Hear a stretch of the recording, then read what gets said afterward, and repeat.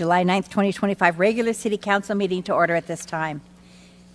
We're going to stand for the Pledge of Allegiance, and that'll be given to us by Ernesto Gutierrez, but will remain standing for the invocation by Mayor Pro Tem Raymond Gregory. Please join me with the Pledge of Allegiance. I pledge allegiance to the flag of the United States of America and to the republic for which it stands, one nation, under God, indivisible, with liberty and justice for all. Please remain standing. As the warmth of summer wraps around us, let us pause to feel the heat, not only on our skin, but in the shared spirit that brings us together. May the energy of this season ignite our appetite for justice. May the brightness of the day illuminate our intentions toward compassion. And may the warmth in the air be matched or exceeded by the warmth in our hearts. Thank you. You want me to be a seat? Madam Clerk, will you please give us the roll call? Councilmember Carnevale. Here. Councilmember Lamb. Councilmember Gutierrez. Here. Mayor Pro Tem Gregory. Here. Mayor Ross. Here. Do we have any changes to the agenda? I'm trying to see over the top here. I have no changes other than one of your closed session items was not completed and will need to be carried over to the end of the meeting. Sounds very ominous. Thank you. Do we have any public comments to read a statement? Would you please read the statement of participation? Then we'll go to comments. Yes. Thank you, Mayor. Public comment is the opportunity for the members of the public to comment on items that are within the City Council's jurisdiction but not on the agenda. Because of restrictions contained in California law, the City Council may not discuss or act on any item not on the agenda, but may briefly respond to statements made or ask a question for clarification. The mayor may also request a brief response from staff to questions raised during public comment or request that a matter be agendized for a future meeting. Public comment will be limited to 3 minutes. If you are a member of the public and you wish to address the City Council, please complete a request to speak form available at the entrance and submit it to the City Clerk. You will be called upon at the appropriate time. If you have materials or other items to present to the members of the City Council, please do not approach them. All materials shall be presented to the City Clerk for distribution. We do have one member of the public who provided a request to speak form, and his name is David Sanchez.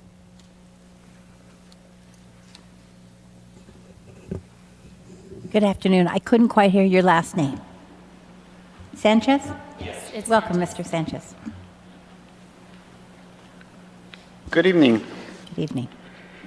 First of all, excuse me if I say something bad or anything. Just want to apologize ahead of time. But street repairs, they need to be done, Ms. Mayor.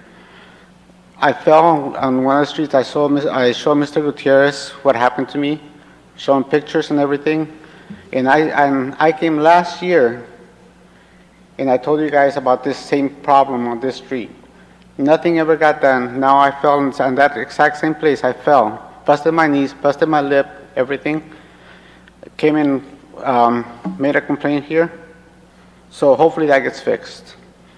Okay, number 2, palm tree ordinance. It needs to be done. One needs to be done.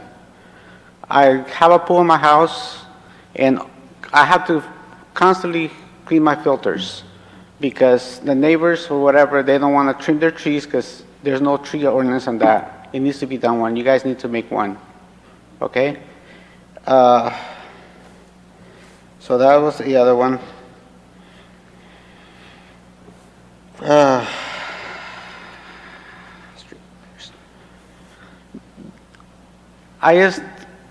There's a lot of wasted money that's being done in this city. I'm not going to point fingers. I'm not going to tell you where, but you guys know there is. And I'm sure you guys, and it needs to be pointed. I feel there's a lot of places like the amphitheater the guys built here. It only gets used 2-3 times a year, and I'm sure the maintenance of that one's outrageous. It's either start using and start charging rent for that revenue or something, because, like I said, maintenance on that I'm sure is outrageous. That was one of the things. My main thing was my knees and all that. If you guys, I can show you. If you want, I can show you what happened to me. Also, last year when I was coming to council meetings, I approached to a couple residents and told them about their yard needs to be fixed. And I came to code enforcement, they said, don't ever do that because you're not code enforcement. We take care of that. I took it to myself. I went and talked to the neighbors because they were out there, and I talked to them. Guess what? Shit got done. They fixed their yard. Their yard, looks nice, grass, gravel, fixed and everything. And there was a lot of dirt on Baristo, and I came and complained. Nobody ever did nothing about it. I talked to the homeowner. He fixed it because nobody here ever did nothing about it. It's just concerning that, sometimes if you make the effort, things get done. There's a lot of things I would like to talk about. I know I only have a couple minutes. But my main thing was the tree ordinance, the waste of money, and how I felt that street needs to be repaired, Baristo and Valdez. Thank you, sir. Okay, so if you guys want, I can show you my niece, whatever. But the other thing I was going to say... Mr. Sanchez, I'm sorry, your time is up. Just give me just one more word. What I wanted to say is, if you guys don't fix the problems, don't be part of the problem. Get somebody else out here so you can fix it. And I apologize ahead of time, like I said. If you're not going to be if you don't want to fix the problem, don't be part of the problem. Thank you. Thank you very much. Do we have any other comments? I don't have any other request to speak forms, but if you're a member of the public and you wish to provide public comment at this time, please raise your hand. And I see no hands raised, Mayor. Thank you so much. So this is the time that we do council reports, and I am just going to start down here with Councilmember Lamb, if that's all right with you.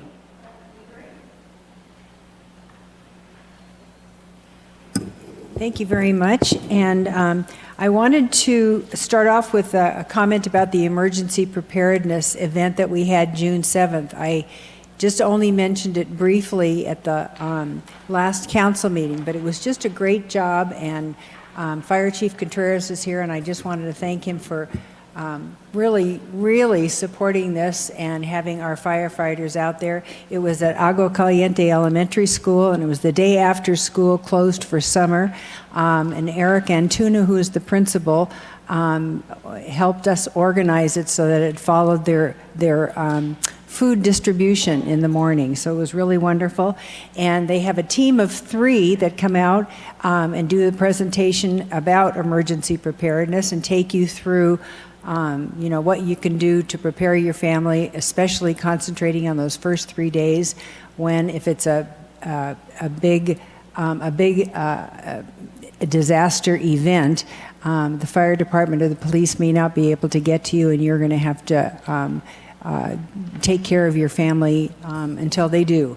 So, and I wanted to recognize firefighter De La Torre Ramirez, and I'm not quite sure how to pronounce, it's Rigaud, and they are the team of 3 that really do these presentations, and we always have one in the first week in January and the first week in June.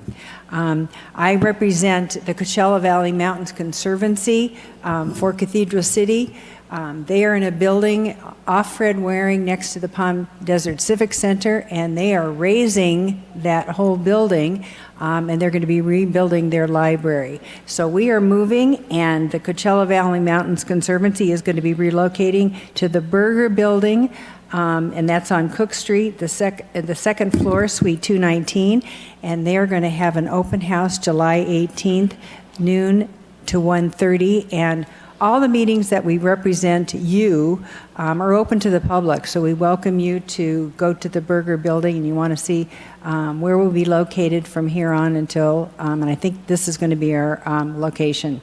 I wanted to recognize the Desert Rats, and we were all Desert Rats because we live here, but the Desert Rats is an actual group of ham radio operators, and they were at their location at our wonderful Cathedral City Library 2 Saturdays ago from 10 a.m. until I think it was 1 or 2 in the afternoon, and they were doing demonstrations on what they do, and they provide an alternative and extra communication system, all on their own. They have their own investment in this, and they practice and have their call numbers, and they are just all over it.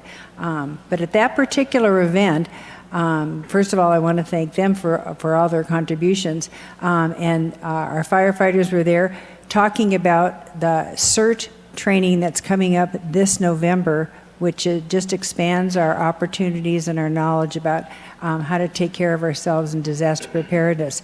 You can go to, let me see right here, cathedralcityfire.org, and they have the specific dates. They're in November, but I highly recommend it, and I am going to definitely take part in that training in November.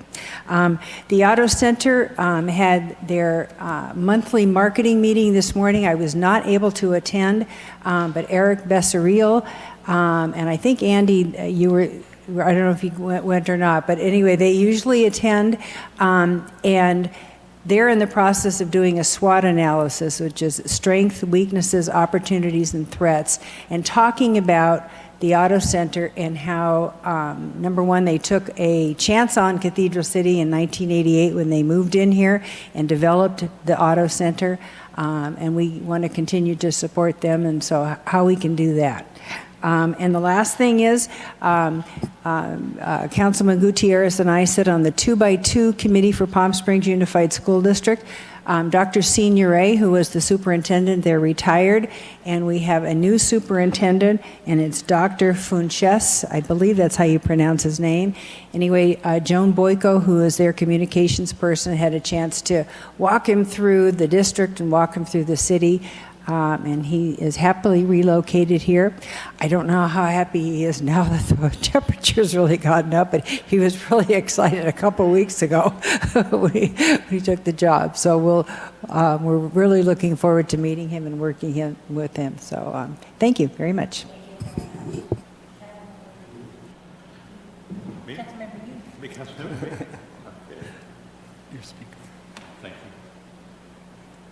I'll be brief. It was kind of a light week for me, but I did meet with Charlie and Ann for the agenda review. And then along with council, we attended the ambulance celebration that we just got thanks to Measure W, that she put on a fabulous event. Appetizers were great and a good celebration there, and it was a lot of fun seeing that new ambulance that we have here. And I spoke with a cannabis owner on C4 with his odor, and he gave me an update on that. It's been an ongoing situation. And then I attended a 4th of July celebration with Citizens on Patrol at Day Palm Country Club. About 125 people showed up. It was a nice little event, and that's all I have, Ms. Mayor. Thank you. Thank you, Mayor. Good evening, everyone.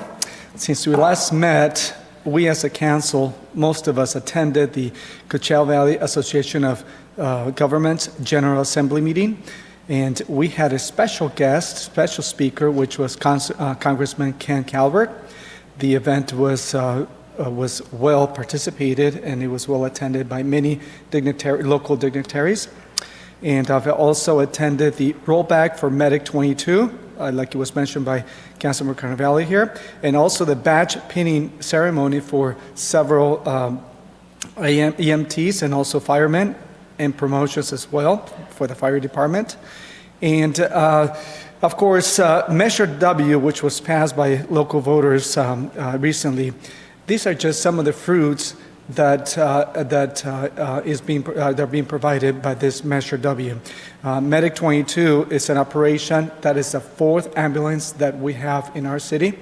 Now we can actually transport pretty much every local resident within our city. We don't depend as much as other cities do with AMR. We can actually work with AMR and take some of the calls that they cannot do themselves.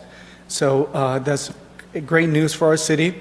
Our response times will decrease, and if anyone gets injured, the possibilities of someone showing up within 5 minutes will increase and are better than any other city.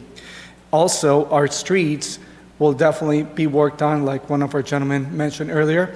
Measure W will provide additional funds for streets, so that will be coming up. We're already working on getting some of those streets repaired, and the list is going to be rolling off.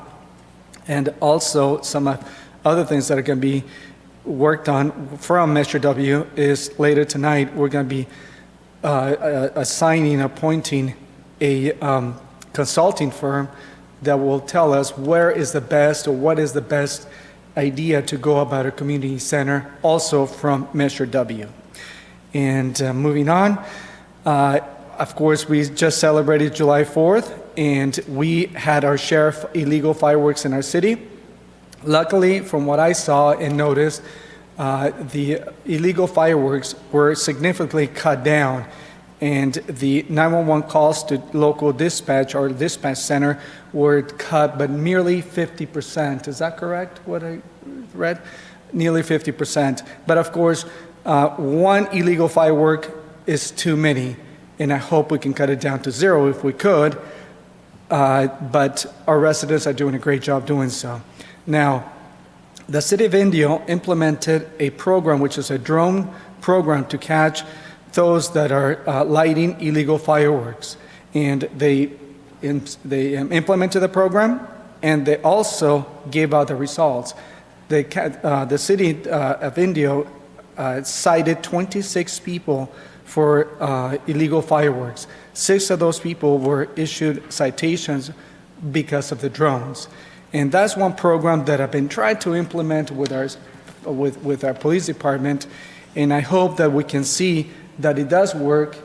It is something that residents will fear, that we will catch them, and I hope that this coming 2026, July 4th, we can actually implement the same program that Indio did in other cities to catch all those lighting illegal fireworks. So a police department, Deputy Chief, if there's anything that you need from City Council, please let us know.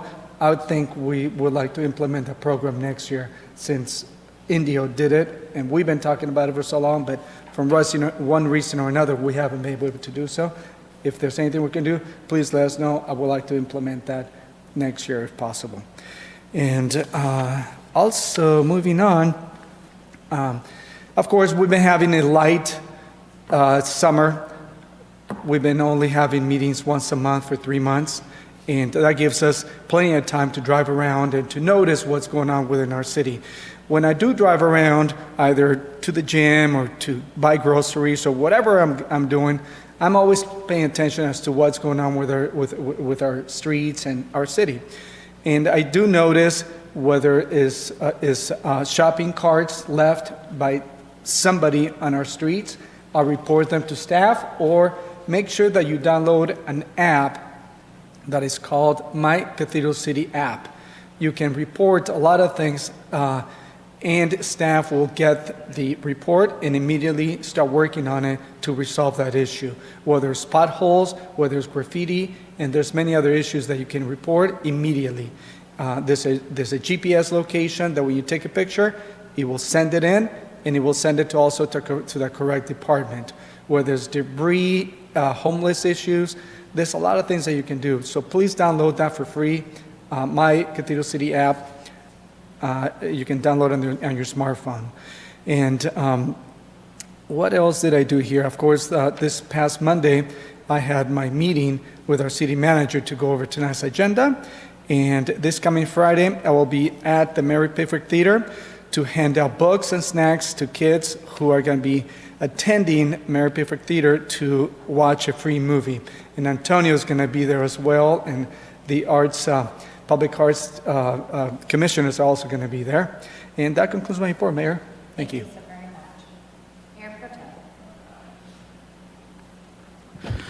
So it has been just 2 short weeks since our last meeting. It sounds like everyone was busy. I attended some of the same. I'll touch on those, but I also attended a few different things. On June 27th, I did attend the graduation for the 2025 class of Leadership Coachella Valley. We must have some alumni here in the audience, but it is a annual session where selected leaders from the Coachella Valley participate, and once a month spend the day learning all about different aspects of Coachella Valley life and how everything works here. They did have their graduation at the Palm Springs Surf Club. I know Ann Ambrose, our assistant city manager, who's not here today, was also not there at the graduation, but she was part of the class. So it's good that the city is participating, sending students, and I know they had sessions, including one here in the council chambers. I know the mayor spoke at least one session. So I was happy to be able to attend Leadership Coachella Valley's graduation, and if you are interested in such a thing, I'm sure they were taking applications for the next round, but they continuously take them for future sessions. So if you're interested, please look into that. And then on June 28th, I attended a fundraiser. This one was at the Luchador. It was called Summer Staycation Bingo, put on by our own Miss Patsy and Ethelina Can. And they are doing this once a month at the Luchador on Saturdays. And you can look it up. It's usually like the last Saturday of the month for through the summer months. And what they're the benefactor of that, besides having fun with Drag Queen Bingo, but the benefactor is Patsy's Promise. If you've heard Patsy's Promise, where she's collecting money that will be used to replace a van or add a van to the Cathedral City Boys and Girls Club and build up a fund for their transportation costs. So if you're trying to look for something fun, we're at a local business, Summer Staycation Bingo is once a month for Patsy's Promise. And then, as has already been mentioned, I did attend the Coachella Valley Association of Governments General Assembly at the Westin Mission Hills, along with many of my colleagues here, and also attended the Medic 22 rollback of the ambulance and the badge pinning at Station 2. So starting July 1st, Desert Recreation District took over the maintenance of our parks and a lot of programming. If you haven't seen on social media, you need to get on their socials. They did a very nice job of welcoming Cathedral City to the family, and they've been promoting a lot of their programming, so we're looking forward to that. I will note that I shared with city management today, I did visit my local park for the first time, and I wasn't really overwhelmed. I don't know if they're having trouble getting started or if it was just an isolated incident, but we'll be staying on top of that to make sure that that our rollout here with Desert Recreation District is good, and hopefully have a continued very long-term relationship. I know we are in the process of actually merging into the district. So, and I will be bringing up an item though for a future agenda so that we can get feedback on the Desert Recreation District. So I'll wait till the appropriate time in the agenda to do that. And we will be having another one of our council summer breaks coming up. So just so that you're aware, our next meeting won't be until about a month from now, actually a little more than a month from now, Wednesday, August 13th. So you'll get a nice break from us, but we will be back Wednesday, August 13th with probably another giant meeting because the work of the city goes on. So thank you, Mayor. Thank you very much. And that's very true. There'll be lots waiting for us, but just like everybody else, it's nice to have a break and a few days away, pet your dog, whatever it is you do. Okay, so I'm going to go all the way back to June 25th. I participated in a party sponsored by Sunline as my last event as their chair. Welcome to Lynn Mulatto from Rancho Mirage, who will be taking the reins for the next year. I helped give out water and popcorn and books at the Mary Pickford, thanks to Read With Me and our events commission. Really, really nice events. Sweet little kids. I attended Visit Greater Palm Springs monthly meeting to learn more about people traveling during these difficult summer months. On the 30th, I attended, along with most of the Valley's electeds, the CVAG meeting at the Westin, where we approved the annual budget, among other important things. On the 1st of July, I attended the rollback. I get it. So you're pushing the front of the truck and you're rolling it back in, but it sounds like it really should be like the roll in, because you're really rolling it into the building. But anyway, nonetheless, I'm not going to lose sleep. I know you won't either. So a new ambulance has been added, and that will really increase the safety of our beautiful city. And as was said by one of my council members, thanks to you, because thanks to Measure W. We also had the pinning of several gentlemen in the fire department who are making steps forward in their careers, which is always great to see. I attended 2 house parties that I was invited to and answered questions. You know, it used to be when I got invited to a party, we just had a party. But now I'm the person pinned in the corner with people asking, questions after questions about the city. But that's our job, so I'm happy to do it. Represented the Cathedral City at the Mosquito and Vector Control and 2 CVAG commissions. Bob and I celebrated the 4th of July with a party in our clubhouse. And I also want to add that I heard a few booms in the night, but nothing like what we used to. Maybe 15% of what we had the year before, and less than that for the year before that. So we're certainly on the right track. On the 6th, we attended a brunch at Nick's Bistro as part of Dinner with Patsy, raising money for this month, who it went to Cakes for Kids. I also got to, this is the important one, maybe one of the most important things on my whole agenda here for tonight. I got to visit for a bit with Mark Carnevale. And that sounds funny because, we spend so much time together and we're at all these events, but we never actually visit with each other. We're always working for the city. So we sat down and we talked to each other about what was going on with our lives. And it was really nice, Mark. I really enjoyed those few minutes. On the 7th, I met with a group of constituents in Montage to discuss the state of the city, and I spoke that evening at Courageous Resistance Group at the Mazzell Center to about 200 people. Yesterday, I met with Charlie and Ann to discuss the goings-on at the city, attended a party at Sue Townsley's house to meet the new COO for the Senior Center, Yehuda Gidron, a great man. I hope you all get a chance to meet him and jump on that bandwagon to get stuff done at the Senior Center. And lastly, I have talked to you over the last, I think, 7 months or so since I became the chair of the Animal Campus about what a difficult commission that is. And it's somewhere between the community doesn't feel like we're doing a good enough job, or they're just mad. And it's sort of a mixture of the two. And I am so proud to say over these last 6 months, it's just turned around. And at this last meeting, the people who spoke got up and said, just wanted you to know you're doing a great job. And I had to kind of look, couldn't possibly be talking to me because I was the person who called names a few months ago. But it is because one and only thing, and this should go for every department and every agency and every company, we decided one day that we would be 100% transparent. I don't really want to talk about how many dogs we had to put down, but if you want to know that, I'm going to tell you what it is. But I'll also tell you how many rolls of toilet paper we used. I don't care what your question is. You have a question, we're going to tell you what we're doing. And that alone really turned the agency around. Super proud of the work I did and of they did, and I hope we can just keep going forward with that same momentum, because there's a lot of pups and kitties and other critters that need our help. And that concludes my statements for the evening as well. Thank you so much. City Clerk, will you please read the consent agenda items? And there's a lot, so buckle in. Thank you, Mayor. Item number 3A is to waive full reading of ordinances on agenda. Item number 3B is to approve the study session and regular city council meeting minutes of June 25th, 2025. Item number 3C is to receive and file the check demand of June 2025. Item number 3D is the agreement with CVAG for homelessness services. Item number 3E is a resolution confirming assessments against various property owners for nuisance abatement costs. Item number 3F is a notice of completion for the fiscal year 2024-2025 Dream Homes neighborhood area and East Palm Canyon Drive pavement rehabilitation projects.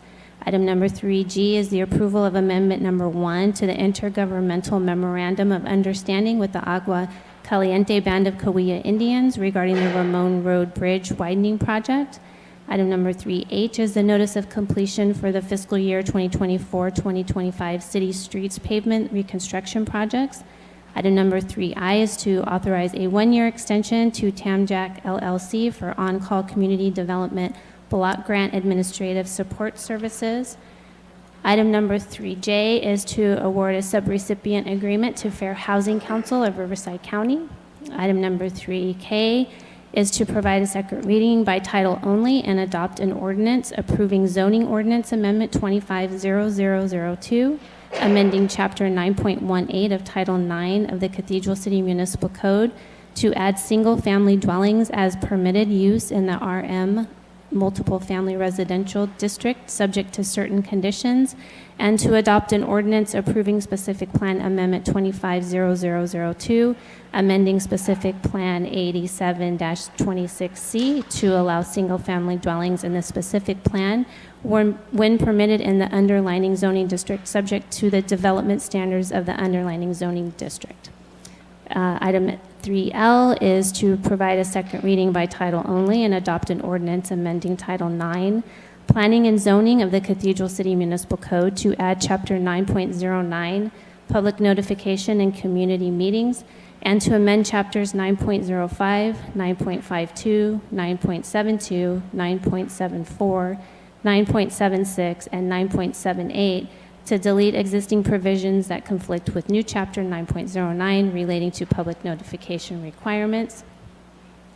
Item number 3M is to approve the Cathedral City sponsorship proposal for the 2026 Palm Springs International Film Festival in the amount of $90,000 financial sponsorship and $20,000 in-kind support services. Item number 3N is the fiscal year 2024 Emergency Management Performance Grant. Item 3O is the approval of agreement for wellness and occupational health services with Hoag Corporate Health. And that concludes the consent agenda. I'm telling you, that might have been one of our longest ones, don't you think? It was long. For a long time, anyway. So are there any members of the public who wish to comment on this item? And if there are, our city clerk will facilitate that. So I do have 3 comments that we received for the record, and I will say what item they are for, and they will be noted in the formal record. So we received a comment from Sunshine Herrera for item 3D, and she provided comments expressing her support of the agreement with conditions. She also provided comments for item 3G, expressing support of the agreement with the conditions. And she also provided comments for item 3L, expressing concerns with the proposed ordinance and suggested amendments. I don't have any requests to speak forms for any of the items on the consent agenda, but if you are a member of the public and you wish to provide comments on any of the items on the consent agenda, please raise your hand. And I see no hands raised, Mayor. Thank you so much, Madam Clerk. Are there any comments from council? Move approval. One, it's, I'm sorry, go ahead. We're going to do comments and then we can move. Oh, okay. All right, thank you very much. It was actually on agreement with CBAG Homeless Services. I was expressing to Charlie that over the years, I'm not really sure if this program is, with Cathedral City, is really getting enough value for the money that we're putting out there, so it's going to keep it. It's ironic that Sunshine brought this up as well, but I think this year, I think we should monitor it a little bit better, see where this money's going, see if we can use it better with us right here within our own services and our police department. And because every meeting I go to, it seems like it does help homelessness, but not necessarily all here in Cathedral City. It's all over through the whole valley. So I'd like to see, be the good steward of our money here, passing it out, if we can just be a little bit tighter on it and make sure where these funds are going and if it's really improving Cathedral City. Thank you, Councilmember. Anybody else have a comment? Move approval. All in favor? Oh, we're going to have a formal vote, okay. So we have a motion by Mayor Pro Tem Gregory and a second by, so I did, you did, that's okay. Let me see if I can clear it out real quick.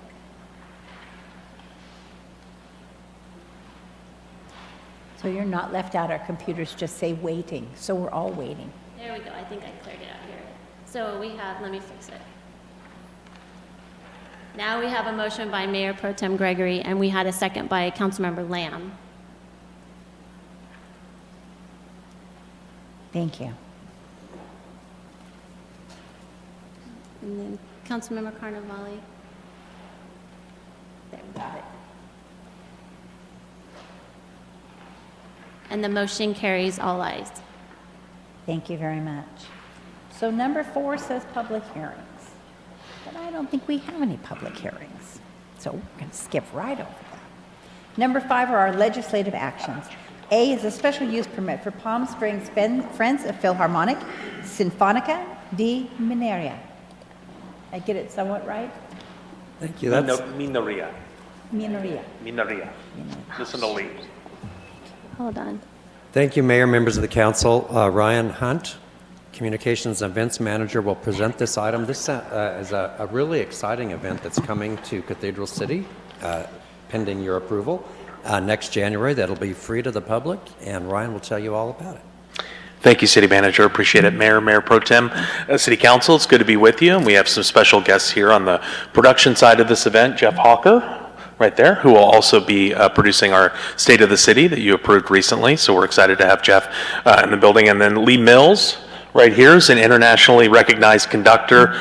He's the executive director of Palm Springs Friends of Philharmonic, also the music director for Greenville Symphony Orchestra. Really impressive. I had a chance just to meet him today, but I'd seen some video clips and really, really sharp. You'll hear from him for a short portion of this to kind of go over the programming aspects of it that we included. But I'll start rolling with the presentation. Strategic plan goals, F3, you've heard this one from me a lot, which is promote additional community events and celebrations, certainly in the amphitheater being a priority. I think we're booked now at about 25 to 30 calendar weeks in the amphitheater. So I wanted to mention that. The event supports cultural diversity celebration, international artistic showcase, obviously our Latino heritage and the recognition for that, our inclusivity as a community, and then free access to high quality arts programming. And I think the ability of this group to be able to make this a free entertainment event is certainly something that we certainly strive for here in Cathedral City. So we're excited to detail that. So I'm going to kind of breeze through a few of these because I think Lee's going to take it over for most of the portion of explaining the programming aspects. But that's Lee, obviously right there. You can see him sitting there as well. But bringing in the orchestra from Mexico City, Mexico, I think will be a really unique opportunity. I had a chance to look at their website and listen to some clips and sound and video. I mean, this is really world class, and so we're incredibly excited to be able to host them potentially with your approval in the amphitheater. Expected attendance about 2,500, and as I mentioned, it's free to attend. Some of the planned cultural celebrations, the orchestral performances, obviously in the amphitheater, working in Cathedral City High School with their ballet folklorico dancers, mariachi components, art exhibitions, food trucks and beverage, family-friendly programming, obviously, throughout the day. And then Lee just kind of had me add this one, which is really cool, master class for high school students to be able to really kind of experience a mentorship related to this field. So without further ado, I'm going to turn it over to Lee to kind of go over a few slides and introduce himself. So Lee. Hey, Lee, welcome to our city. Thank you, Ryan. Mayor Ross and City Council members, thank you very much for having me here today, and thank you, Ryan, for facilitating this. Palm Springs Friends of Philharmonic has been around for 52 years now. We specialize in presenting world-class orchestras from all over the world, including such orchestras as the London Symphony Orchestra, the Chicago Symphony, the Vienna Philharmonic.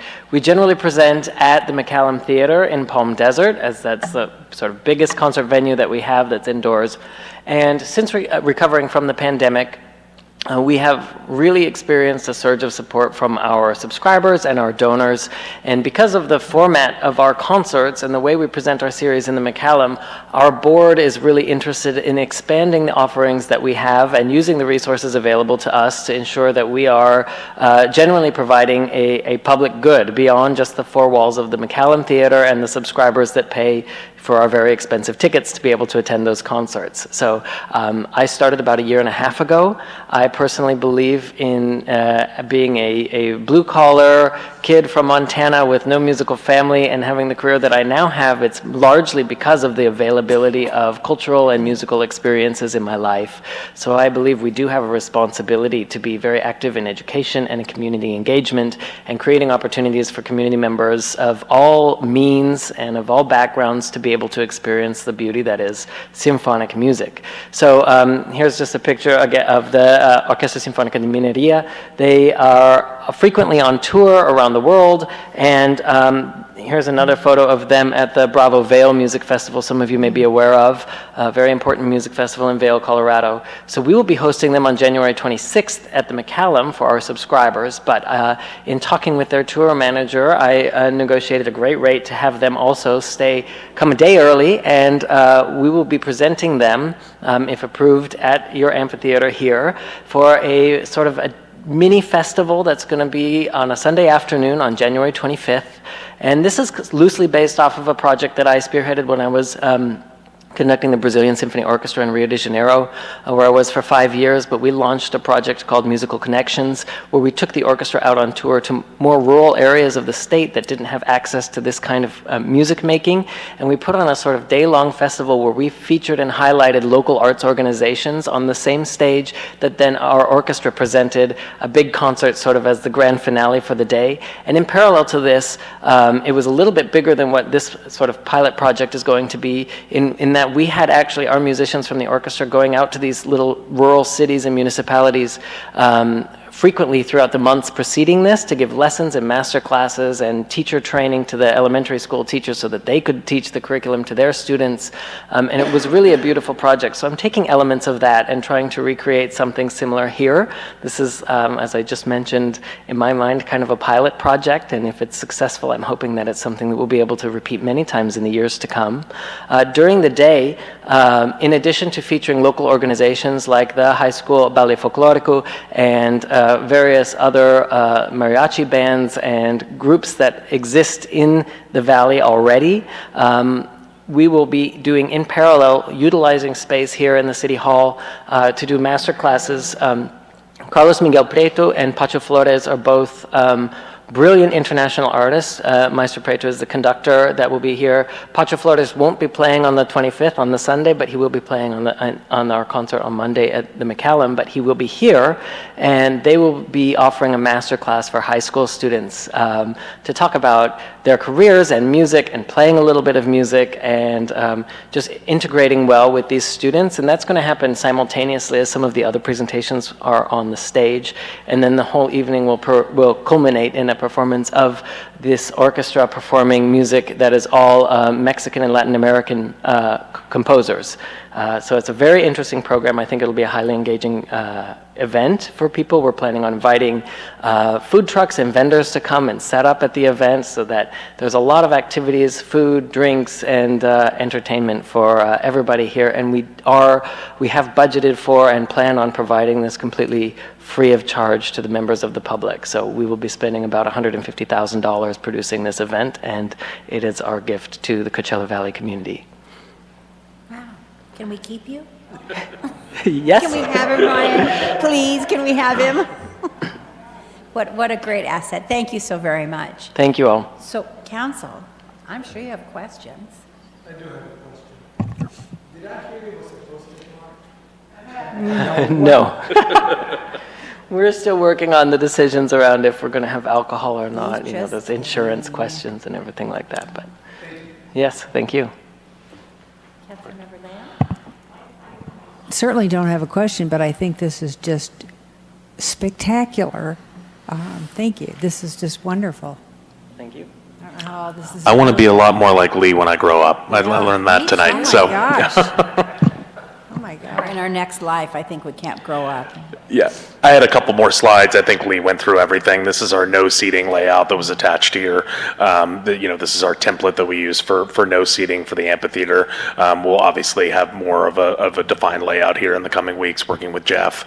And I think Jeff came to me about a year ago on this, right, Jeff? So I mean, we've been working on this together for a while. Finally, getting to you all for approval is a really cool milestone. So setup would be 8 a.m. on the 24th. The event day being the 25th. Special use permit fee, which has already been paid. The nonprofit rental rate, which you know is $2,500.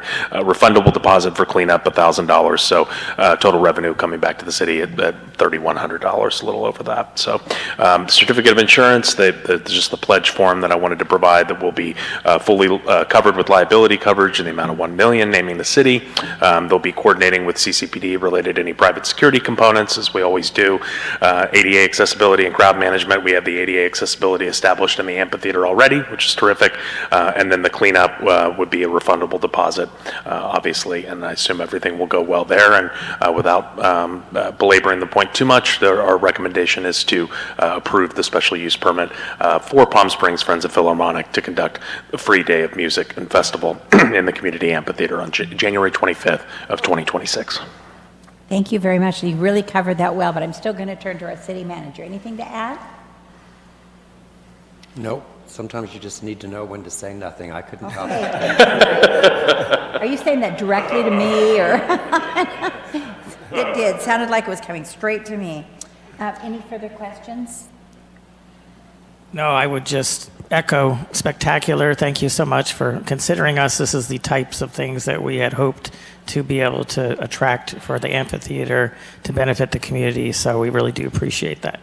Thank you. And I might add, Jeff and I are currently working on this, and also with Ellen Goodman from the Palm Springs United School District Foundation. You know, we're working on trying to tie this in as strongly as we can into educational opportunities. And additionally, you know, if you haven't noticed from the orchestra and the theme of the programming, one of the things that we are really interested in is trying to get a more proportional representation in our audience of the demographics of the Coachella Valley. So this is another opportunity for us to increase the access, especially to Latino families that we don't really see in the concert hall, and trying to just adjust I believe that orchestral music is for everybody, and we just need to adjust the format and what's the atmosphere, what's the environment. So we are planning on also bringing on board community leaders to try to figure out exactly what are the ways that we can most effectively serve this population. Kudos. Oh, yes, and let me just say, we do have with us Pam Shanters from our board of directors. So thank you for coming. And then Michael Flanagan, he's on my staff. He helps me with ticketing and administration. And of course, Jeff Hawker, who you all know, is our consultant on this project. Well, we do know Jeff, so welcome back, of course. Thank you very much. So do we have anybody from the public who would like to speak on this? I don't have any request to speak forms for this item, but if you're a member of the public and you wish to provide public comment, please raise your hand. I see no hands raised, Mayor. Well, most importantly then, I'm looking for a motion. Be happy to make a move to approve. Second. So we have a motion by Councilmember Gutierrez and a second by Mayor Pro Tem Gregory. Please vote. Thing isn't coming up. All right, go away. Mayor, do you have a screen to vote?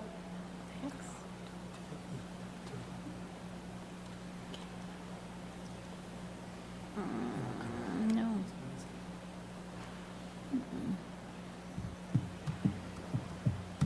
No. No. Oh, I was just the wrong window. I was there. It just was the wrong window. Story of my life, huh? And the motion carries all ayes. Sorry, guys, the screen isn't up there. Thank you all very much. Thank you very Thank much. you. We look forward to getting to know you. Congratulations. Be in touch soon. Yeah, thank you all. I'm up next, so I'll stay Yes, here. okay, Yeah. well, that is, we are approving a date change for the Taste of Jalisco Festival with Sound Skills Incorporated. Okay, thank you, City Manager. Yeah, I think I got it. All right. Okay, so Taste of Jalisco Festival. Wanted to go over, and thank you all again, Lee and Jeff and everybody. Really appreciate the time. Thank you so much and your support. Wanted to go through this. So F3, as you know, our very important goal to promote additional community events and celebrations. Taste of Jalisco has been part of our community. I think this will be the 9th year, so really excited about that. Actually, I think we are maybe even heading into 10th with that in LGBT plus days. I'll have to double check that, but if that's the case, we'll certainly make sure we celebrate that in a big way. But what I'm really here to talk to you about today is a proposed change, talking to Sound Skills and the Carnival operation operator that they work with. Just a quick background on Taste of Jalisco. You know, it celebrates our sister city relationship with Tequila Jalisco, Mexico. Features Mexican food, tequila tastings, live entertainment, vendor marketplace, 3-day event in downtown Cathedral City. So the new timeline proposed would be for Cinco de Mayo weekend, and I'll get into all the reasons why I think it's beneficial, but it would be May 1st through the 3rd of 2026, April 3rd through May 2nd, April 30th through May 2nd of 2027, and then a third year would be added with your approval for May 5th through the 7th to align with that.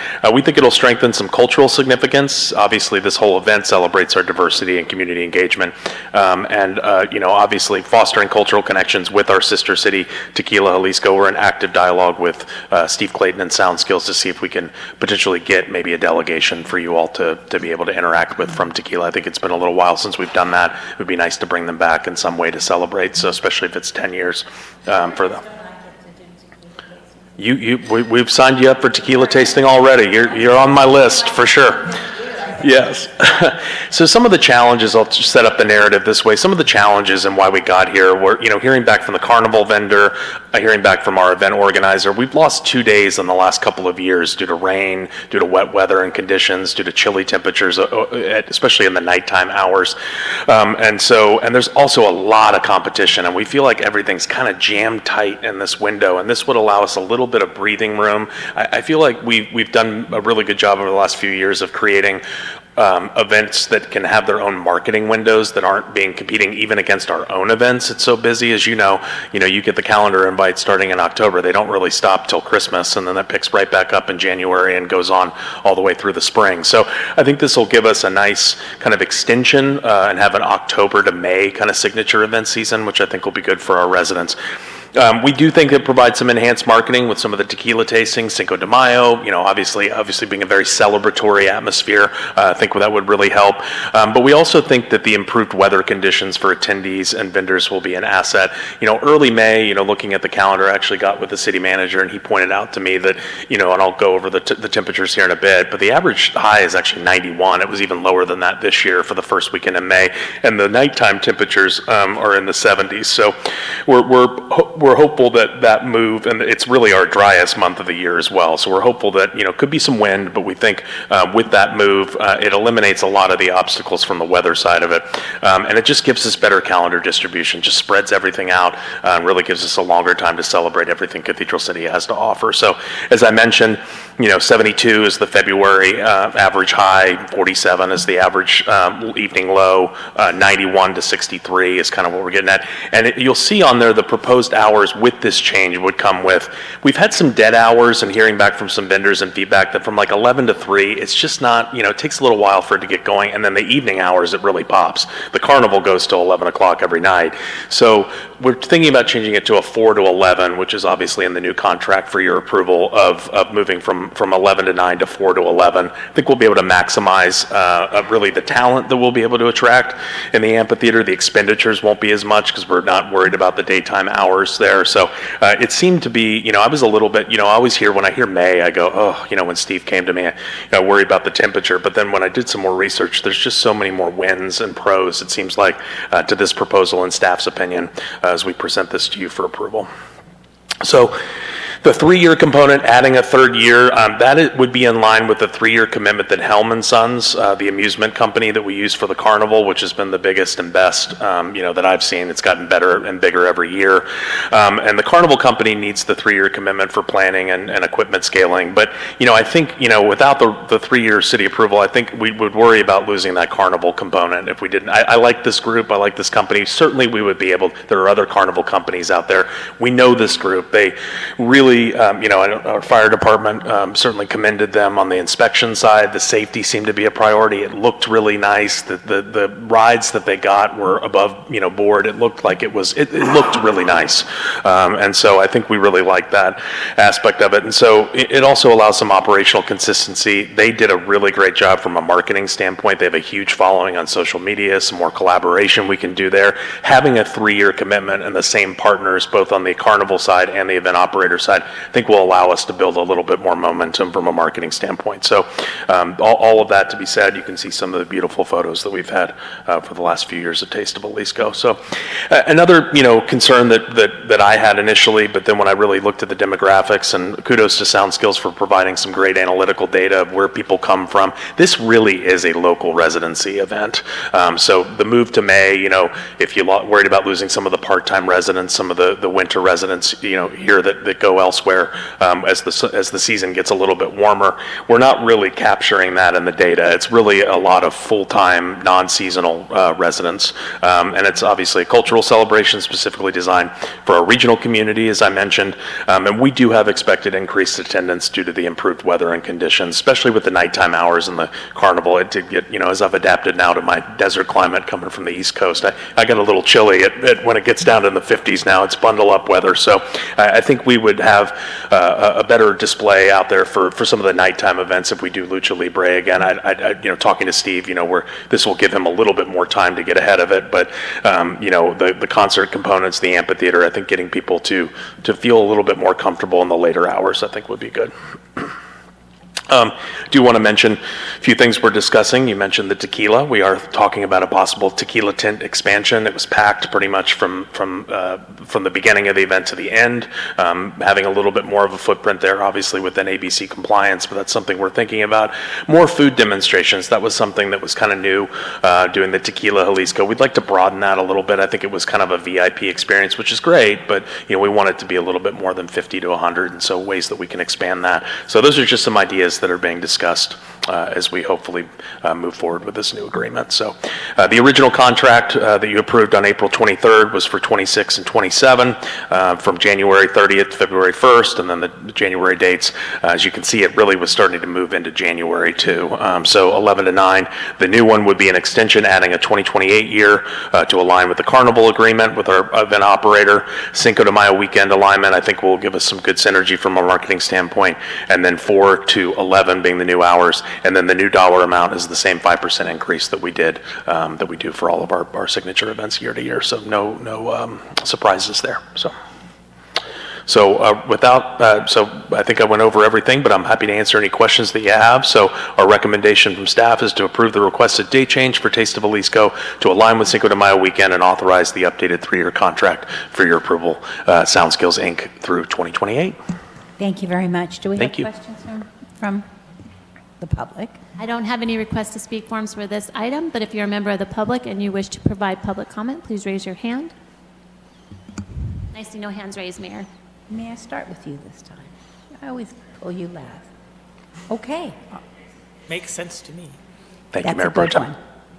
Thank you. Makes sense? It makes sense. It makes sense. I will share with you, and this stymies me, but I'm just going to say the truth, that Visit Greater Palm Springs said the amount that we've lost this winter is the lowest amount ever. And I don't know if you notice it out on the streets. I get like 14th in line to the red light. I'm like, wait a minute, it's winter. Where are these people? Why are they here? Yeah. But glad to have them and hope they Sure. stay. Absolutely. Thank you, you Mayor. so much. Thank you, Council. Mayor Pro Tem.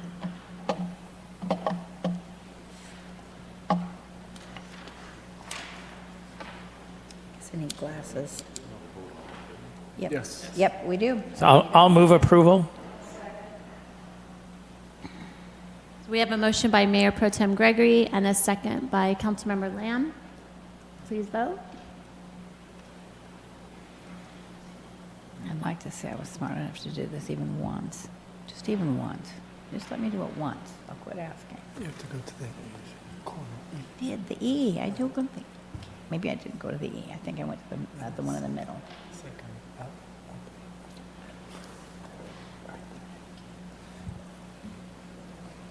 Now don't touch anything else. You guys would be here all night. All night. Mayor, do you need help? No, I clicked A, I. Okay. There it goes. Yeah. And the motion carries all ayes. I know where you live. Okay, so our next item is item C, Professional Services Agreement with Group 4 Architecture, Research and Planning, Inc. for the Community Center Site and Cost Analysis. Good afternoon. Good afternoon. How are you? Great. How about yourself? Very well, thank you for asking. And as you can tell, we're happy to have Victor Gomez, who's our administrative analyst, here to present this item. This is another step forward in our commitment to implement the promises that were made through Measure W. Victor, go ahead. Good evening, Mayor, Mayor Pro Tem, esteemed City Council. My name is Victor Gomez, and I am the Administrative Analyst for the City Manager's Office. And today I'm here to speak to you about the recommended consultant for the Community Center Feasibility Study, which we're very excited to present here tonight.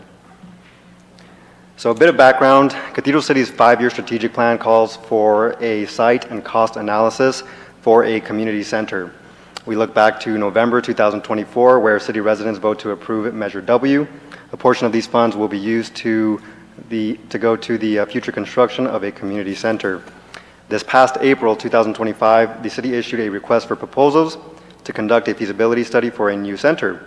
We received 8 proposals in response to the RFP from the following firms: Albert Group Architects, Barry Dunn, Dahlin, ELS, Group 4 Architecture, Johnson Favaro, Cosmon Companies, and Stainer Architects, all very reputable firms with excellent track records.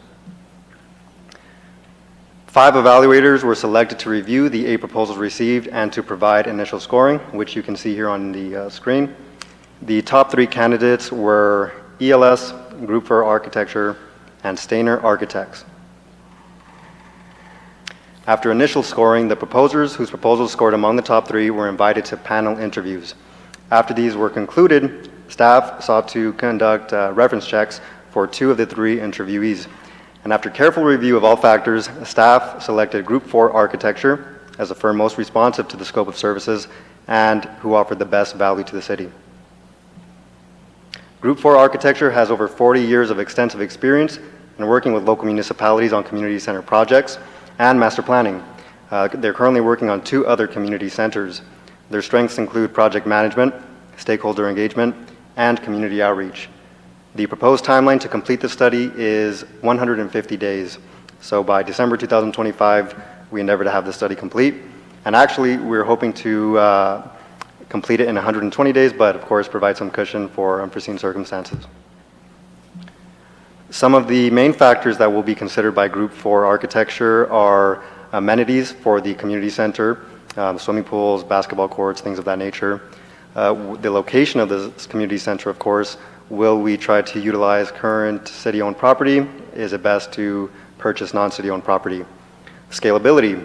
As we've come to find out, community centers are somewhat expensive, so can we construct the community center with scalability in mind to potentially build on it in the future?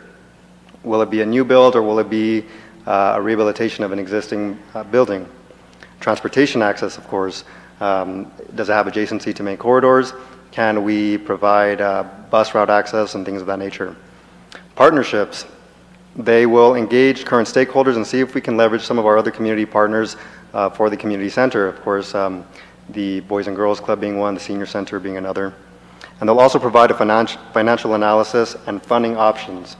And so they will provide a multifactorial analysis of all of these factors, including finances and hopefully ways that we can fund the project. The fiscal impact is a one-time fee out of the development impact fees, a one-time cost of $99,600. This will include a center assessment, community outreach and engagement plan. They will conduct outreach and do surveying. And it's important to note that they do have key staff members that are bilingual. And so given that Cathedral City is a major bilingual city, we'll be able to reach out to the Spanish-speaking community and of course get their input as well. The funding strategies will also be covered by this, as well as the final recommendations and feasibility study itself. This is in direct alignment with Goal B, community investment, and is actually stemming from Action B10 to conduct a site and cost analysis for our community recreation center. Staff's recommendation is to approve a professional services agreement with Group 4 Architecture, Research and Planning, Inc., and authorize the city manager to execute all necessary documents. With that, that is the end of my presentation. I am available for any questions, as well as Don Merks from Group 4 Architecture, who's available via Zoom. And Don is a principal with Group 4 and has had a major hand in over 25 projects from community centers to community center master planning to many other types of municipal projects. Thank you very much, and I know we do have some questions. Yeah, Victor. Councilmember Carnevale? Thank you, Mayor. Victor, can you go back to fiscal impact? Yes, sir. Thank you. Okay, the conduct outreach survey. Can you expand a little bit more for the $9,100? What is their outreach survey? How does that work? So I can perhaps let Don speak to a little bit more of this, but at least from my knowledge, this is going to be a very involved process. Group 4 is going to facilitate meetings with not only the City Council, but with other community partners. They're going to facilitate meetings with potentially the school districts, and also survey the community to find out what are the community's desires for the center. And obviously, everyone in the city would like the center to be a little bit of something. So what they'll do is be able to facilitate these meetings, sort of weave the conversation, and to really show what can be done for the community center. And I'm not sure if Dawn is able to hear me, but if she'd like to speak to anything else, please feel free, Dawn.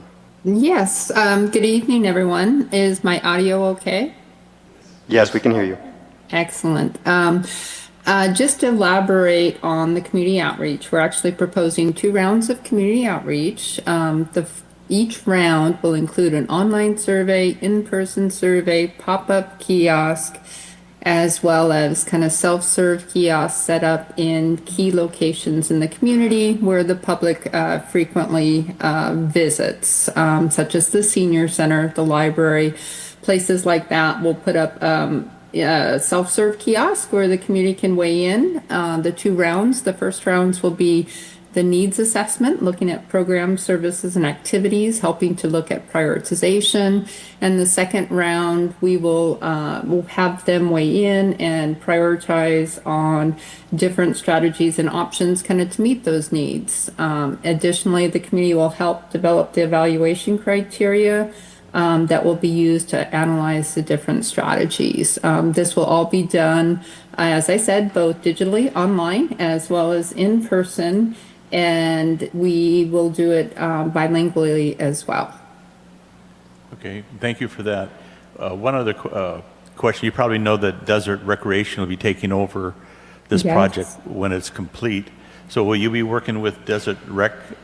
Yes, we will, very closely. So part of our work will be working with the project management team, who will be kind of the team that'll be directing us kind of week to week as we go through this process, this planning process, and would expect the Recreation District to have representative on the project management team. And additionally, we'll be doing technical meetings with Recreation staff to really understand their operational concerns, what works well for them at other facilities, what they envision to do for Cathedral City, and really kind of get their expertise from that operational aspect as we're looking at different program strategies and site strategies.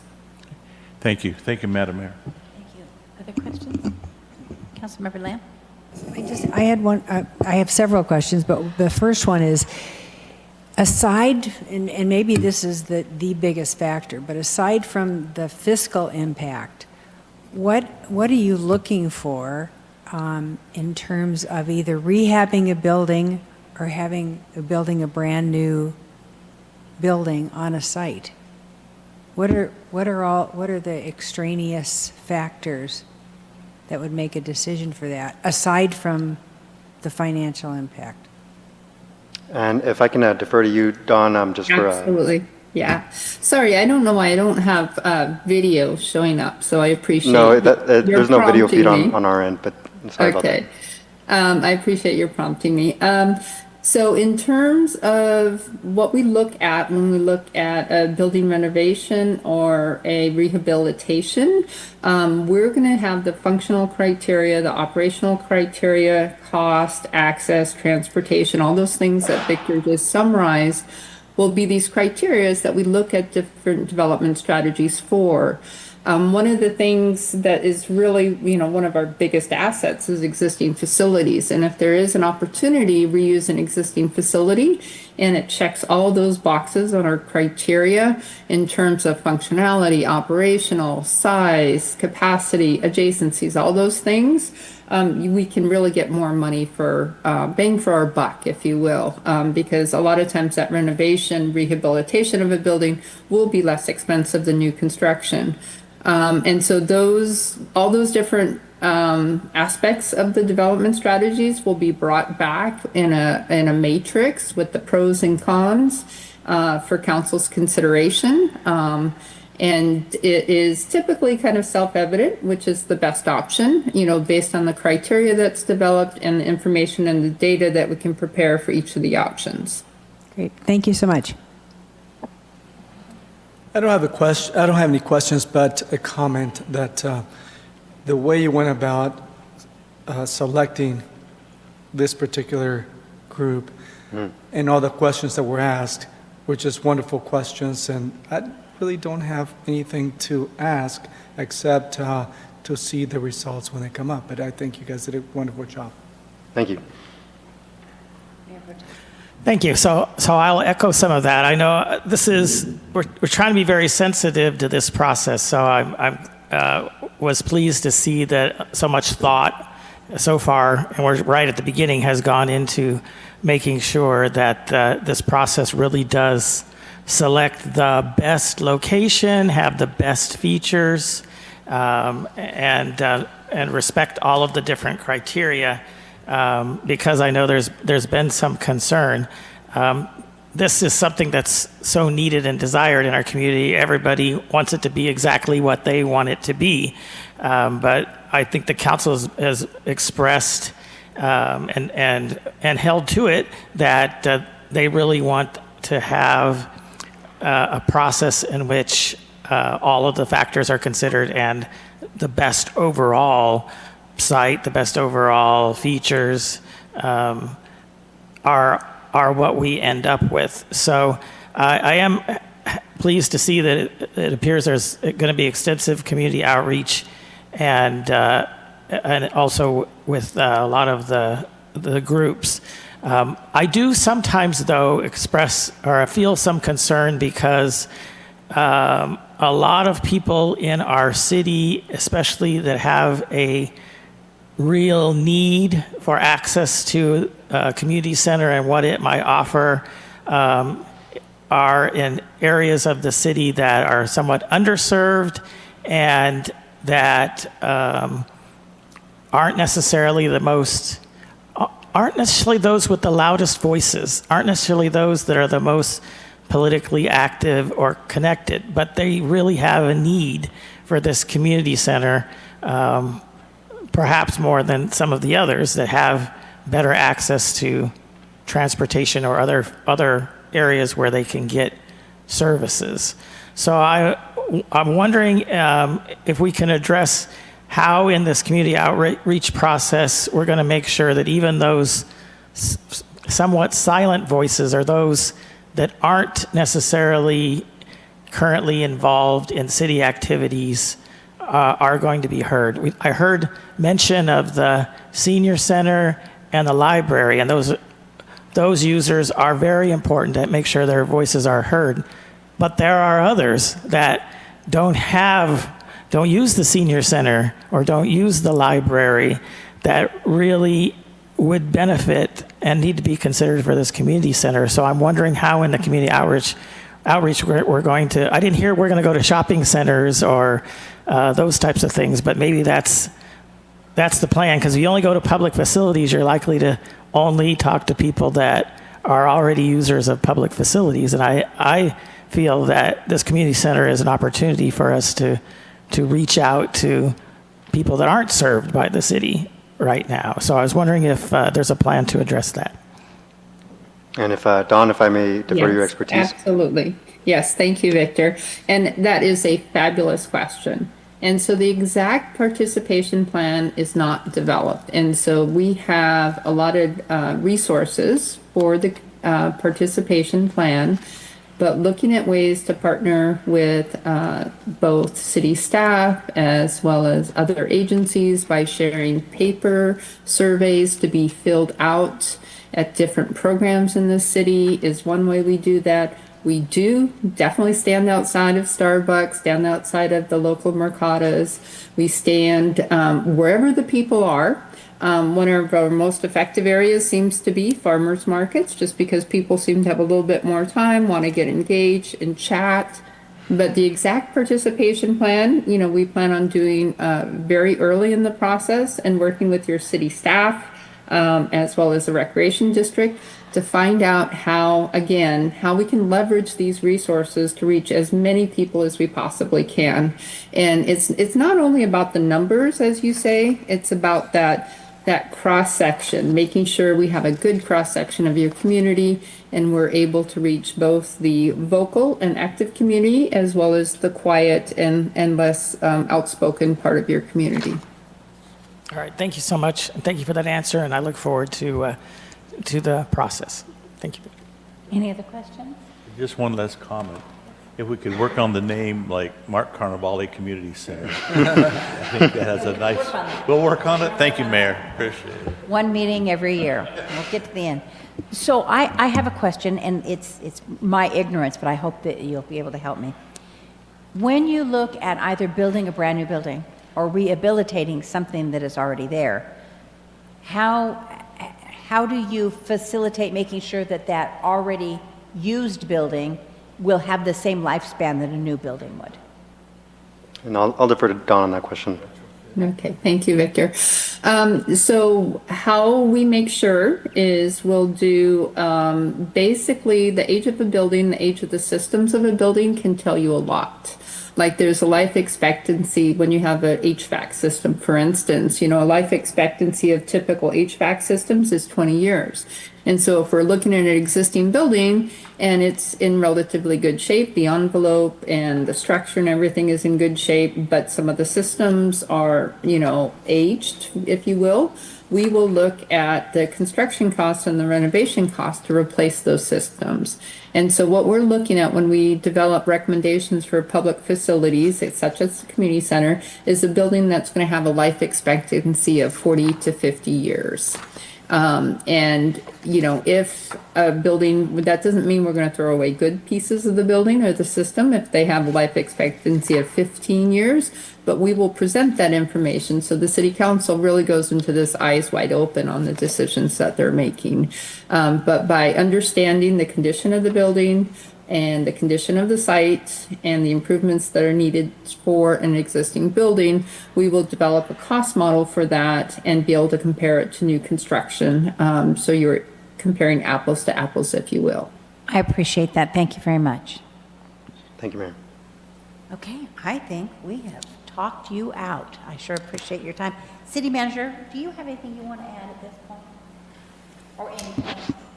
No, from the staff standpoint, we're really happy to see progress on the items that we've been talking about for years and that the community has supported through their votes. It's exciting times. Thank you so much. City Clerk, do we have anybody who'd like to comment? I don't have any request to speak forms for this item, but if you're a member of the public and you wish to provide public comment, please raise your hand. I see no hands raised, Mayor. Thank you so much for your presentation. Thank you. Council, how about a motion? I'll make the motion to approve. We have a motion by Councilmember Carnevale and a second by Councilmember Lamb. Please vote.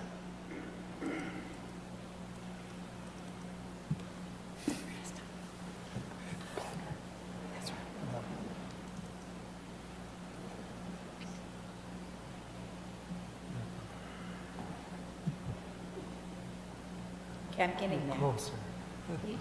Do you need my assistance or do you? I'm already open. I've lost a window. I'm so sorry.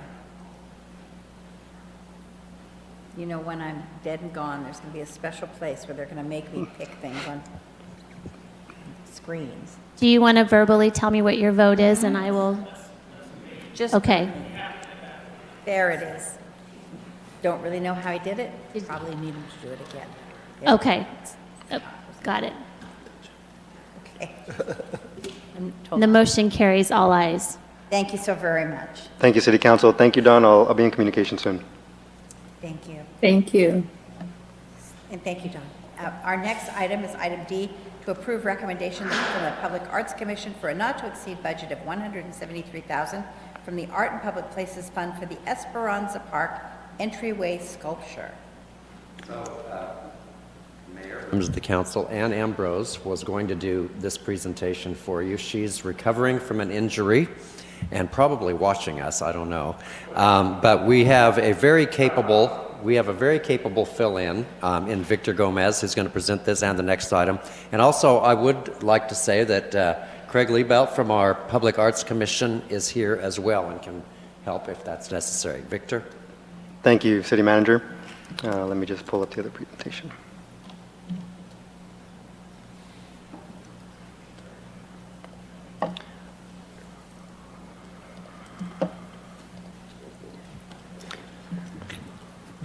So, good evening, City Council, Mayor Pro Tem. As City Manager McClendon stated, unfortunately, Assistant City Manager Ambrose is unable to be here tonight, so I'll be presenting on her behalf. And unfortunately, I only have somewhat superficial knowledge of this project based off the staff report, but we do have PAC Chair Liebelt here to provide any more in-depth answers. So we're here to present the Esperanza Park entryway sculpture budget. A little bit of background, with Esperanza Park's completion, staff are now focusing on a public art piece to be located on the main entranceway roundabout. PAC and PACE commissions selected a subcommittee to work on soliciting community input for the piece. Back in March 2025, a meeting was held with the Dream Homes residents at Agua Caliente Elementary School. Prior to the meeting, bilingual content was distributed through the school and to each Dreams Homes neighborhood home. An art exercise was also distributed to the school students for their ideas, and the city received 192 drawings from this. And unfortunately, we can't show all 192, but we'll show you just a few snippets of what the students drew. So, very hopeful, supporting CCPD, potentially a rocket launch, and of course, some more beautiful art. During that same meeting, staff bilingually solicited ideas from the residents on themes or images for the sculpture. Some of the ideas are resilience, rising from the ashes, transformation, metamorphosis, growth, regeneration, rebirth, and to be inviting for all children. Some themes are boy and girl with flowers, as we saw before, police officer with boy and girl, butterfly with rainbow colors, and rainbow after the rain, big butterfly with children underneath it looking at it, and a butterfly coming out of a cocoon. And I'm only smiling because I was part of that meeting and it was nice to see all of the interaction. So moving forward to May 2025, PAC voted to support a budget of $120,000 for the commission of a public art piece for the park. Following that meeting, staff's additional research determined that the budget proposed was insufficient for the piece. Fast forwarding to June 2025, staff recommended to PAC to increase the budget for the project from $120,000 to $173,000. This would include a stipend to 3 artists to create a concept for the sculpture, and that would be $1,000 per artist. It would also include artist fees such as materials, construction, transportation, and travel, and city costs, advertising for the call, installation, electrical, plaque, and a $20,000 contingency for a not-to-exceed budget of $173,000. Again, in June 2025, PAC voted to recommend the $173,000 budget to the City Council for approval. If the City Council approves, staff will prepare a call for artists during the summer. A committee will be selected which will review and recommend 3 artists who will each be given a stipend to develop concepts to present to the Dream Homes community and public for input. This committee will be composed of PAC members, PACE subcommittee members, as well as a member of our engineering division to ensure that the art piece is sound, I guess you could say. Following this and PAC approval, the recommended concept and award will be brought to the City Council for final approval during fall. Regarding the fiscal impact, this will be a one-time cost for the public art piece. The current available balance is $373,066. The $173,000 art piece would leave $200,066 in the Art and Public Places Fund. This is in alignment with Goal B community investment. Cathedral City roads, gateways, public spaces, and other infrastructure are well planned, designed, constructed, and maintained. Staff's recommendation is to approve the Public Art Commission's recommendation to establish a not-to-exceed budget of $173,000 for the Esperanza Park entryway sculpture. And it is now open up for questions and discussion where, again, I can only answer so much, unfortunately, but I'll defer to Chair Lee Belt. You've already used that one. I'll have to come up with something different. It's a good cop-out. I just had one question. You talked about the engineering to have to approve this. So will they work with the artist for the ultimate piece? Because it would be, I mean, you want something that's really sustainable in all the weather and wind. And how do we know that that artist knows what that requires? To the best of my understanding, the engineering division member will be part of that subcommittee that is formed. I And see. Oh, I see. So Okay. they'll be involved. Okay, got it. Yeah, okay, good, thank you. Oh, just in case. We just feel like, good evening, everybody.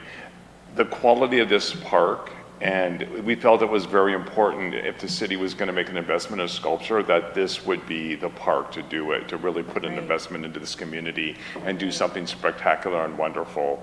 And when Ann and I kept going to these meetings and we kept talking and listening to the input, and the whole commission, we kept listening. And because of our background, I kept realizing that when you start talking about steel and bronze and the kinds of things that would withstand all those things and the cost of them nowadays, what happens are probably, and every time I went to a meeting, I would just look out and go, I would go like this. And I would go like this because of my former life as a gallery director in Santa Fe, New Mexico. So we also want to put the call out more regionally, nationally, and we're going to hit up a lot of people all over the country. The part of that cost too is if it was coming outside of our region, the cost of transporting those kinds of heavier things here would kind of up the ante, but it could also up the creativity and who would actually participate. So I'm hoping to reach out to a lot of Hispanic artists, a lot of Native American artists, a lot of other kinds of people that are maybe not from this region, but from like New Mexico, Colorado, those kinds of areas. So that's why engineering has to be involved, and that's why there's going to be a bit of a back and forth, and then transporting it here and making sure that it's set up. That's why it's a good idea to have like maquettes or like miniatures or those facsimiles built first to get a concept. And our whole process with this piece was to always have the community involved. So when we can narrow it down and find things that are obviously feasible, if we can narrow it down to 3 and then have that community also come in and put their input in support of what they feel the strongest about. And so all the creative input from the kids and those things, that's going to go out in the call for artists to be part of the inspiration for what they come up with to do this. So again, it supports what the community's vision is for this piece. So it's going to be a process. They're going to call for artists, I believe, is about, we're looking at sort of 6 weeks, that sort of thing, to hopefully narrow it down. Then from those, we can select those 3 and then do more of a back and forth and get very clear about what people are going to do and what we expect, what we want. Then once that's done, then we can do that, pick the 3, and then get those, the maquettes, is the professional word, maquettes made for them, to show what it's like. Okay, good. Thank you so much. And I was at that, I mean, I think most of us were at that meeting, but you can't underestimate the enthusiasm of having the kids, participate in all this, because that's their park. So anyway, it's just wonderful. So thank you all. You as a teacher, me as a former gallery director, I always said my favorite people to have in the gallery were kids. They were unfiltered. They'd say things clearly. Once you gave them permission, they were not touching and doing and being involved. And I'm always excited about their vision and creativity because they don't have limits. We put limits on ourselves, kids don't. So I'm always very excited, and I'm curious to see how artists will respond to that and be able to hopefully influence the kinds of, what I'm kind of envisioning what I would like this sculpture to look like, but I want to see what everybody else's interpretation is too. So it's going to be a really fascinating process. We're really, really excited about it. And the city, we have another sculpture, I think similar value, I forget exactly where it is, but we haven't made this kind of investment in a piece for a while, and we felt this is the opportunity to do that at this park. Yeah, thank you. And for this community. Good. And for all of us. He actually answered the call to service. What's that? You answered my question, how you're going to get all the artists, how you're going to interview them and bring them forward. So Oh, yeah. one of my Oh, yeah. questions, Yeah. you answered it. Councilmember Gutierrez.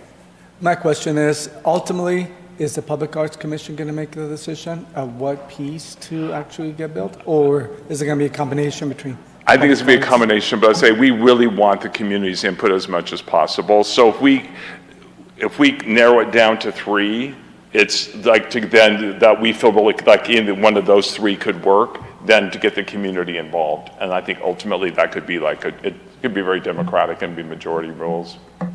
And ultimately, it's the city council that will. They'll Yeah, the y'all Arts have to Commission- obviously approve. I was going to say, but then you got to go talk to the community. We gave you a chance. Right. I think a lot was answered, because I think the concern was about, you have a lot of, you have drawings, you have a lot of conceptual idea, but I think, the question was, well, are you going to be able to find something that's structural, but also fits into that? And again, the color artists, you have to go with people who have worked on public art projects that know what they're doing. This is not a chance for somebody to see if they can they have to have some, And there's websites for that. And I mean, sort of my background in working with bronze foundries and things like that too. But this is not like usually for a first-time artist. And it could be, but you have to really understand public art and all the effort that goes into that to make sure it's like all those things, because it does have to be sustainable. Right. That's why I think you kind of touched on it with your experience, that you would make sure it's one thing to say, oh, you can have whatever design you want, but at the end of the day, no, it has to be, you have to find a piece, and it has to work in the physical world with the, with withstanding what you're going to withstand in a park. It can't just be pretty. Right. Pretty is wonderful, but no, in this kind of realm, no. It's got to have longevity, And the kind of materials that you're looking at too have got to play a definite part in this too. All right. So this is more of a financial question. I think we have a financial guy at the back of the room, but so this would be using a substantial portion of the fund, which is, I agree with you, this is a chance to do that, and we should do that. But I was just wondering how quickly that fund has been replenishing itself in the last few years. And I know it depends on development, but I was wondering if we have a general idea. Y'all moving aside because Kevin's coming up. What's that? Y'all moving aside now because Kevin's coming up. The money guy's coming up. Uh-oh, here comes the finance man approacheth.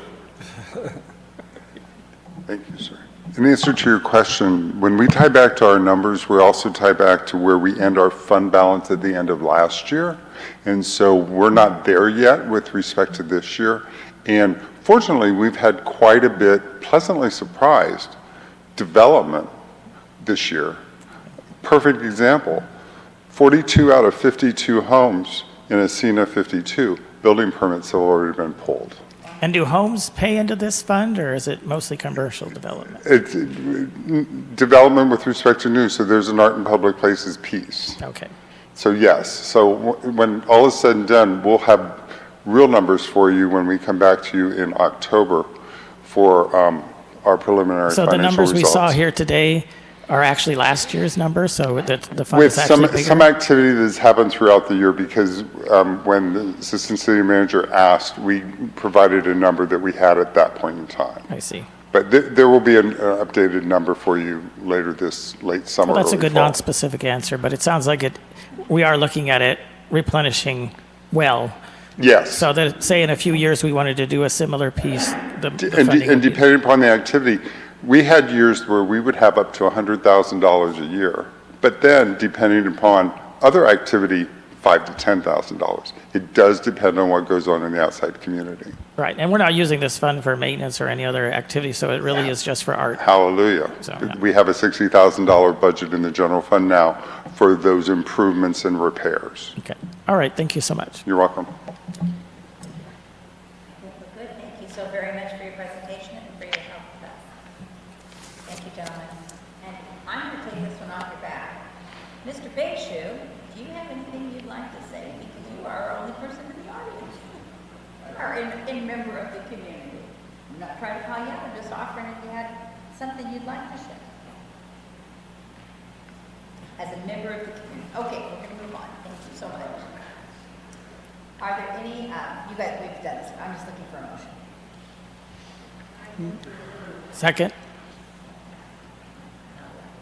I'm sorry, I did not hear who made the motion. You did? Okay, thank you, Councilmember Lamb. So we have a motion by Councilmember Lamb and a second by Mayor Pro Tem Gregory. Please vote.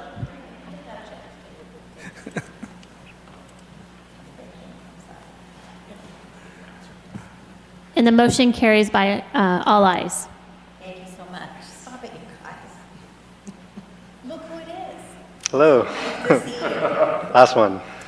So this is item number E, acceptance of the donation of a sculpture, Ozone by Craig French, and authorization to use Art and Public Places funds for installation. And I'm just going to let Victor take it away. He's doing so well. Thank you, City Manager. 3 for 3. So hello, good evening, Mayor, Mayor Pro Tem, City Council. Tonight I'm here to present a presentation on the acceptance of a donation of an art sculpture. A bit of background: in March 2025, PAC Chair Liebelt, who you just heard from tonight, presented an item for the Commission's consideration to accept a donation of a sculpture titled Ozone by artist Craig French. The piece, Ozone, is valued at $19,500, and Craig French's work is recognized internationally. A few pictures of Ozone. In May 2025, Chair Liebelt spoke with the Cathedral City Library Director about possible placement of the sculpture in the library. Library staff supported the idea of locating the sculpture in the library's main rotunda. Fast forward to June 2025, PAC voted to recommend acceptance of the donation of the sculpture and requested approval of up to $5,000 from the Art and Public Places Fund for construction of a base and installation at the library. The fiscal impact is a one-time cost of $5,000 from the Art and Public Places Fund. This is again in direct alignment with Goal B, community investment of the 5-year strategic plan. Cathedral City roads, gateways, public spaces, and other infrastructure are well planned, designed, constructed, and maintained. Staff's recommendation is to approve the Public Arts Commission's recommendation to accept the donation of a sculpture titled Ozone by Craig French and authorize the use of Art and Public Places funds for the installation. And for any questions and discussion, Chair Liebelt's available. Thank you, Mayor. Chair, I do have a question. $5,000, how did you? I think it's up to $5,000. When you saw the picture, one of the main concerns about that is it has a very sharp point. So we're looking at building a pedestal. My fabulous idea was it could roll around, that they could actually physically move it around the library, so that's for engineering. But I measured it, and we want the base pedestal to be at least 40 inches tall. So to put that, like that point, like way up above safety, I'm going to call it the Eyeballs. safety zone. Above all eyeballs. And it's going to be more impactful to have it up at a certain height, certain size, certain height. I think what we were saying is we didn't have an exact number from engineering yet, so we came up with a plan to not exceed that much, but the pedestal shouldn't really cost that much. Okay, I'm looking away from you now. The pedestal will cost that much or less, do you think? It's about 250 pounds. I just know you and I have been in this position before where we came up with the dollar amount and engineering had a different dollar I know. amount. Oh, I know, I We know. were sure we had enough. So, but then I've been friends with Lisa, the gallery director of A Gallery, for a long time, and this was a collector of hers that wants to donate this piece. He just wanted to do something generous. It was one of those a friend of mine was in the gallery at the right time, heard this conversation, mentioned my position here with the Arts Commission, so Lisa immediately called me. And so I thought, oh yeah. And it's a very clean piece, it's a very contemporary piece, it's a very universal piece, so it's a great peel, it's stainless steel, it's incredibly low maintenance. If it was outside, their only concern is if it could eventually go outside. That's stainless steel, the base is steel, but it's patinaed. The color would evolve over time, but that's the beauty of that kind of work. It's the combination of those two, the stainless steel with the thing. That the donor doesn't even necessarily want name on it. It's that they're being just very generous. I thought it might be nice to mention Lisa or the gallery, since they facilitated all of this. The artist is willing to come in and bring it and install it himself for very minimal cost for just his guys, like $200. He's from LA. He's got pieces in corporate collections all over California, all over the United States, and some even internationally. So this is in really good company. It would be a great piece for the city. Again, there was that safety issue, and that's why for a lot of places it wouldn't work.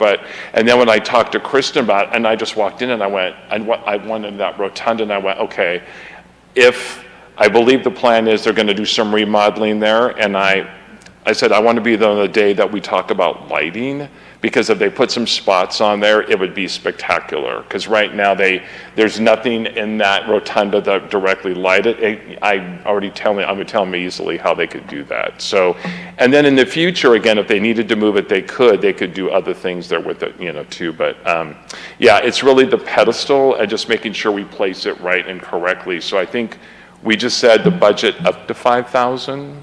And to your question, Mayor, if you authorize up to 5,000, then if it turns out that it's more than that, we'll have to come back to authorize the higher amount.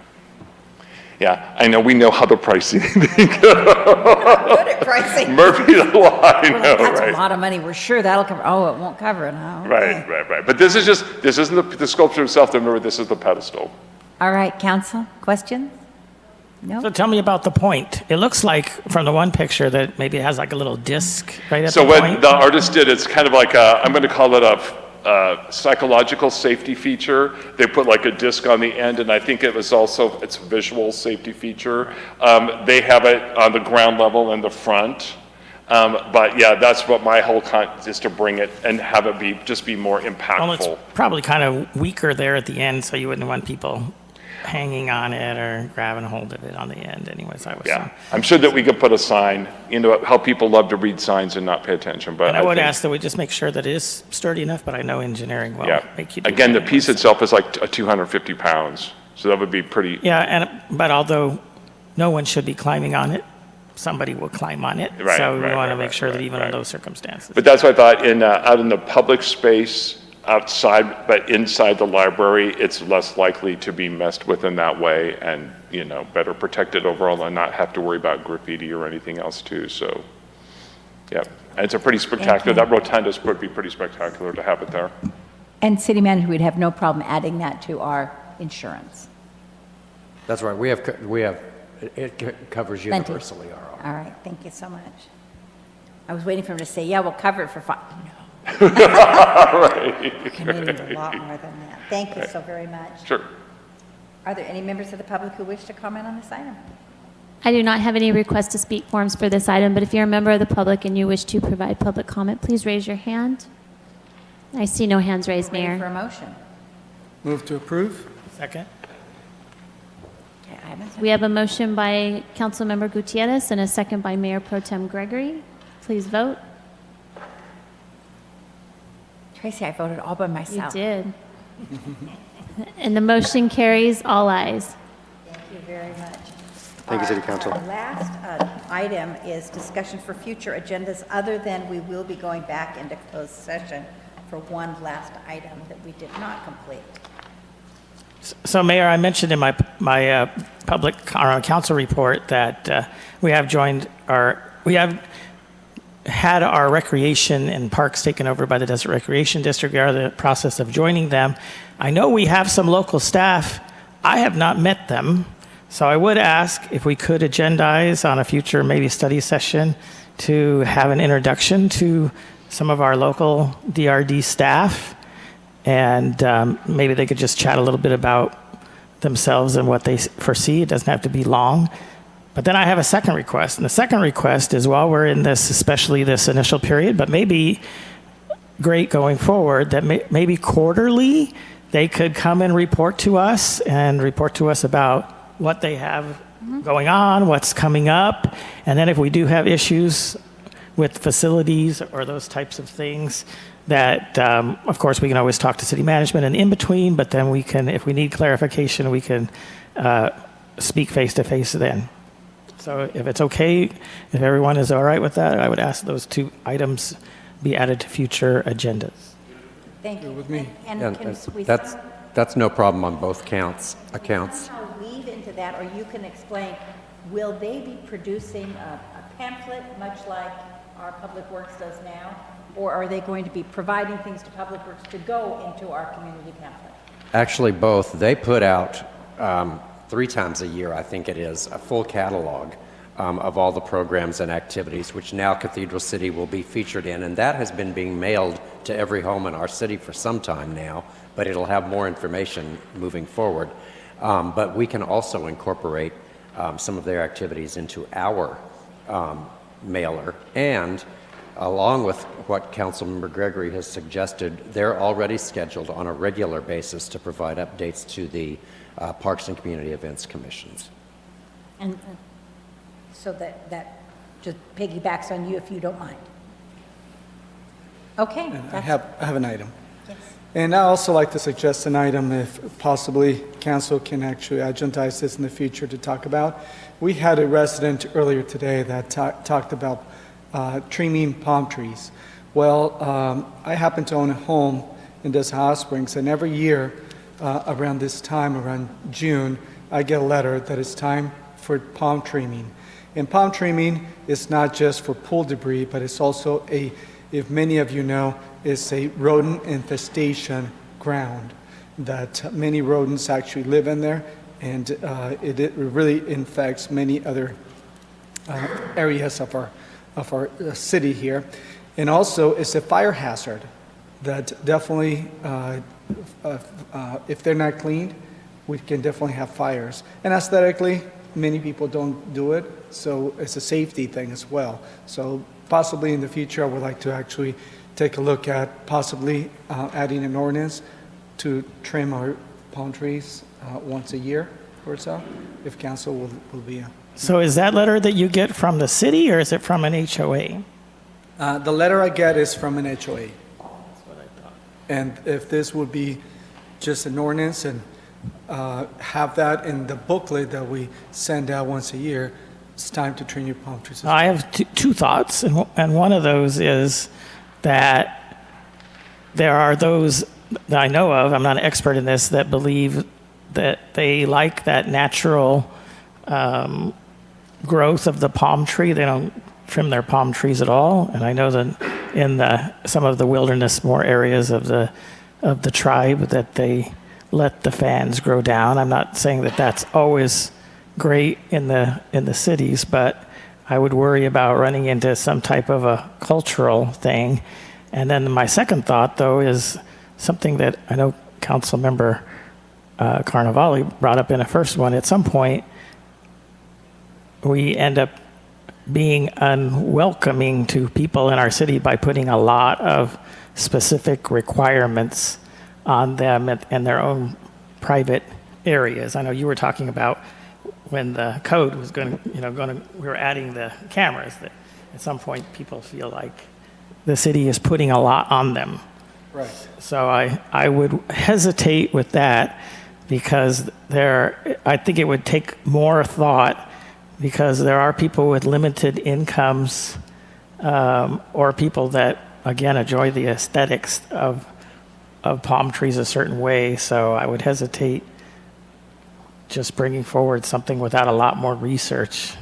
Council members, if I might, I remind the council that this section is just to suggest you put something on for a future discussion.